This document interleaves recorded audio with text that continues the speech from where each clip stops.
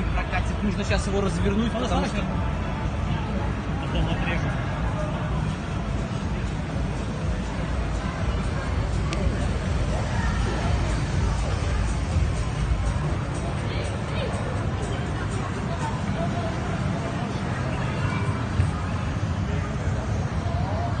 Right, that's the...